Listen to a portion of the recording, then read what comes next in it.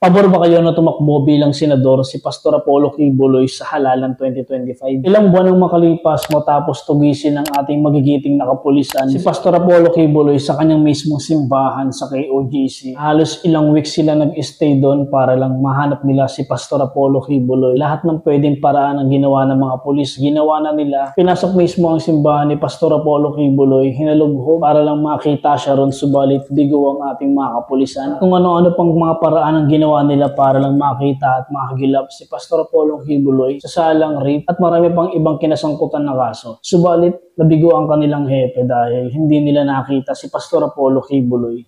Nakakalungkot lang. Para sa isang malaking katanungan, kamatik, pabor ba kayo na tumakbo bilang senador si Pastor Apollo Quiboloy sa halalan 2025? Kung ano man ang opinion nyo at saloobin nyo tungkol dito sa video ito, pwede kayong mag-comment dyan sa baba.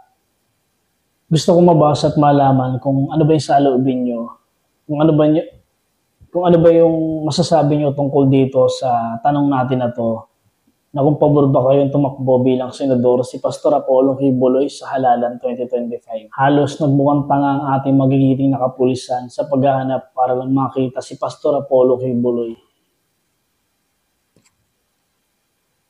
Ang pinaka nakakagulat pa sa lahat, kamatik, mismong si Pastor Apollo Quiboloy ang sumurrender sa mismong mga kapulisan.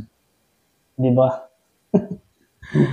Halos ang hepe ng PNP na dismaya dahil wala silang nagawa. Sa ilang weeks nilang pag-i-stay doon para lang mahagilap at makita si Pastor Apollo Quiboloy at maaresto, walang nangyari.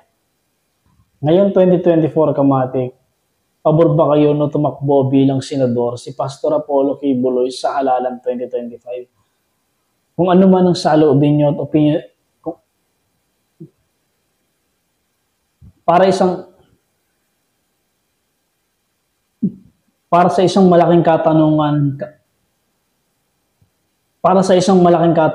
kamatik, pabor ba kayo na tumakbo bilang senador si Pastor Apollo Quiboloy sa halalan 2025? Kung ano man niya maging kung ano man ang saloobin niyo, kung ano man ang saloobin niyo at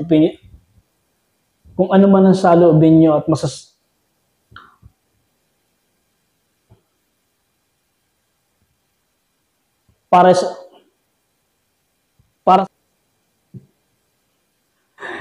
yung kamatik, libre kayo mag-comment dyan.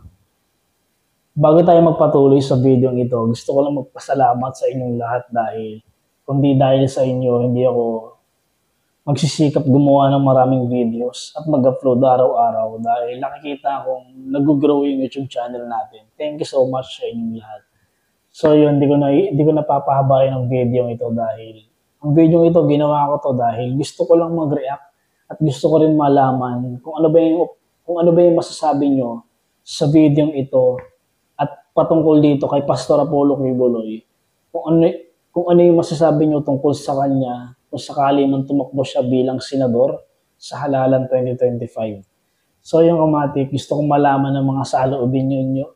Gusto kong malaman ng saloobin nyo at opinion nyo tungkol dito sa video ito. Sa malaking katanungan natin na to. Pabor ka ba na tumakbo bilang senador si Pastor Apollo Quiboloy sa halalan 2025? I-comment mo na yan sa baba.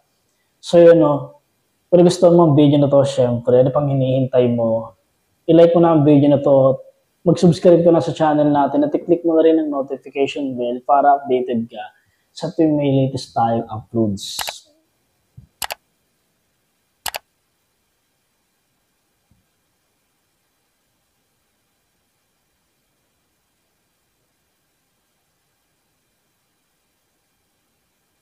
Sana hindi kayo